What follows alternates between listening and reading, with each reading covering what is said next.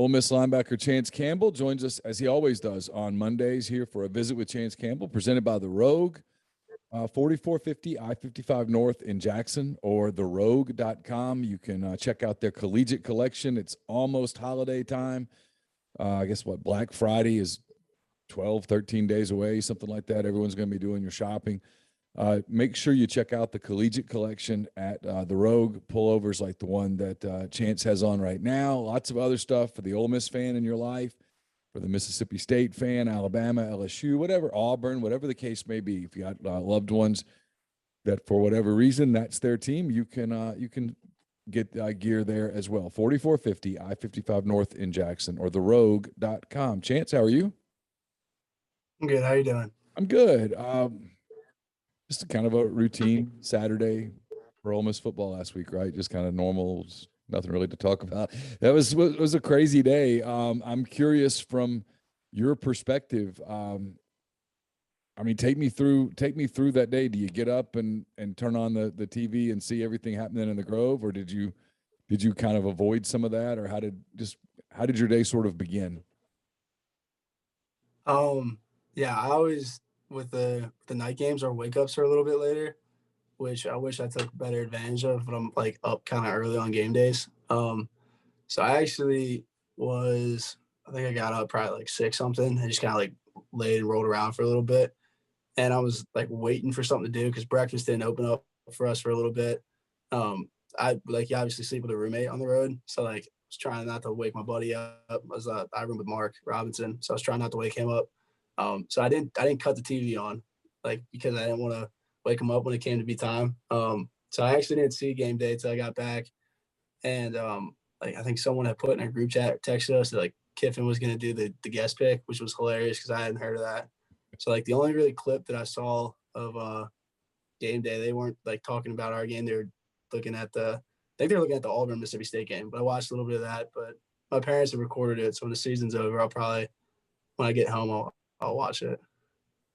I'm gonna guess that when the buses dropped you guys off at the Walk of Champions entrance, wherever that is, they drop you guys off to get started.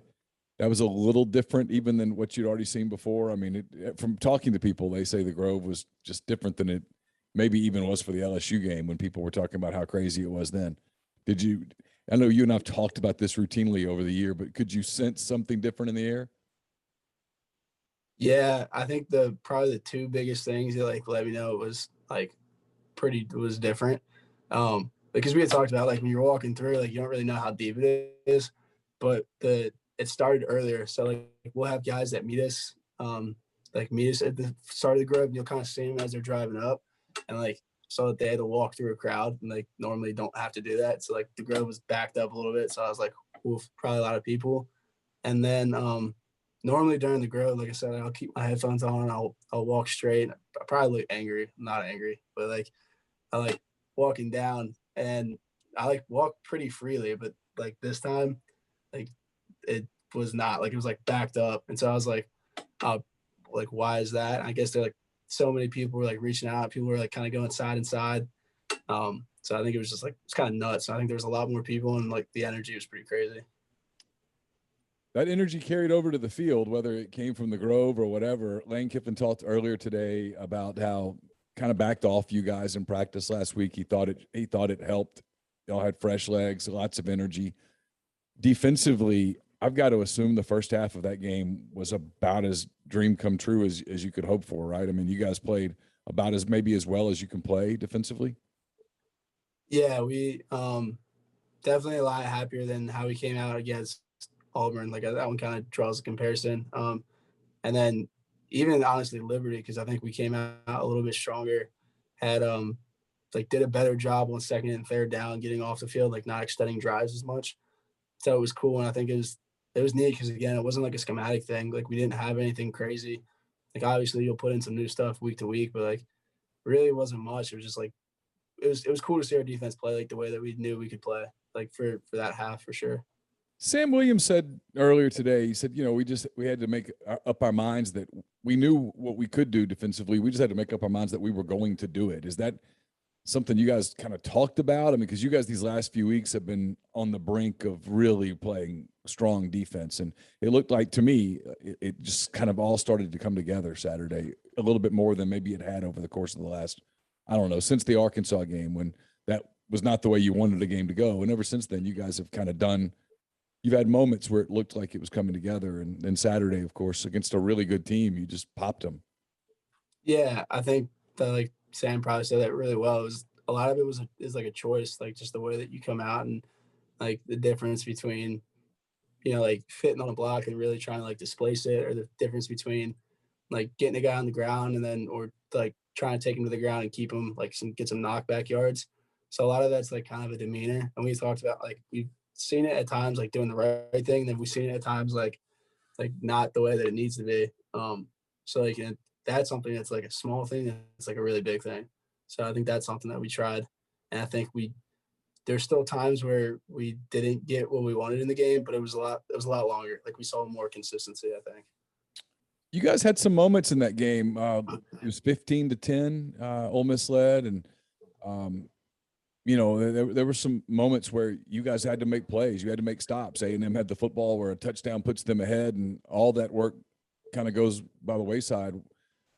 In the second half, when the offense was struggling a little bit, did you guys just kind of take it upon yourselves to, hey, it's this is our game to go win at this point? Yeah, I think kind of goes back to I think what you said Sam talked about like going out there and just handling it. And it's like, where I think in the past we might have looked at that and like, oh no, like now we're in trouble.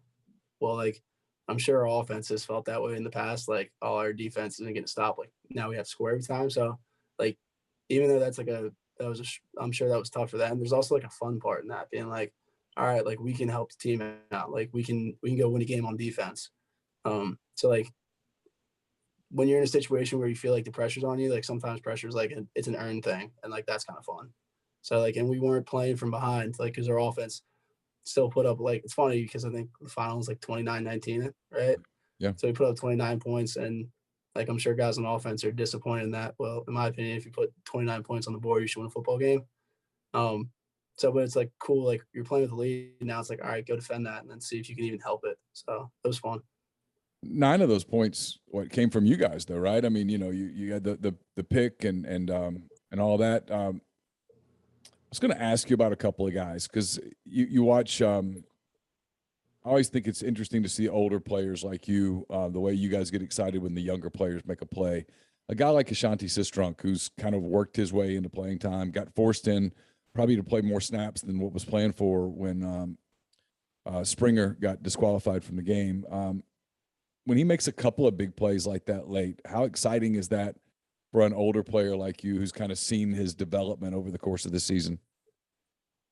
Yeah, it's awesome. Like that dude, Shanti's a workhorse. Like he's a demon on teams. So like he's put a lot of good tape on teams. He's also like like that guy knows every position like on the back end for linebacker spot. Like so I know like he probably hadn't seen as much time like on the interior, but he plays like overhang for us sometimes like especially when we get like certain looks. Like so he does a ton of bouncing around, and that's like really difficult. Like I know at like when I was younger, like my freshman and sophomore year, I had to learn 2 spots, and I was like, oh man, this is challenging. I think Ashanti knows like 4, and like seamless. So he'll bounce around and figure that out. And so to have that on his plate and then go out and not only like handle your job and do it, but like make like game changing plays. It's like it's super exciting, especially because he's such a good dude and he's like works so hard. So it's just like really fun to see. The guy who's been at Ole Miss a long time, AJ Finley, gets the pick six at the end. You kind of were the last blocker for him. What was that? Were you trying to put Calzada on the ground, or were you just trying to run interference? And how concerned were you when he kind of turned his back to you that you might get called for something if you touched him there? Yeah. Well, first AJ, I think this is his 3rd pick in 2 games. I think he had like 2 basically. I mean, we still had to go out and finish the game on defense, but for all Yeah, intents and I mean, purposes, it that was was his like first pick six where he got it back into the end zone. yeah. Yeah.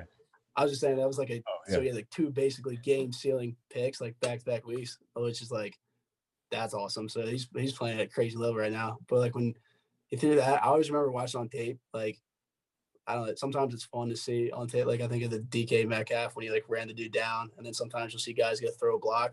I was like, well, I'm not nearly as fast as those guys, but like I got a shot to go throw a block at a quarterback and spring a dude loose who like definitely deserves a pick six because AJ is another guy who works like crazy hard. So I was like, yeah, we should go try for this. And I was like trying to run, like probably not as fast as I would like to have run. I was like, wish I had another gear. But yeah, I was going to try to throw a good block on him. And then he turned and I was like, if I get this called back, I'm going to feel pretty terrible. So I like kind of pulled up a little bit. But AJ runs faster than I do, so he scooted in. Yeah, because he did. He kind of turned his back on you. I was watching a lot. I was like, oh, don't touch him. Because I was. Yeah, I was like, I was going to go try to throw a good one on him because it would have been in front of the ball, like at the point of attack on the goal line. Like it would have. Like the ref would have been a real not great dude if he threw a flag on that. If he didn't turn, but when he turned, I was like, oh, don't get a penalty. I was like, this is going to be on big screen film room, and everybody's going to be booing you because you got a touchdown call back. So I try not to do that. What are those film sessions like on a game like that when those plays pop up on film? Or the guys, outwardly cheer at that point, or is it a little more laid back than that?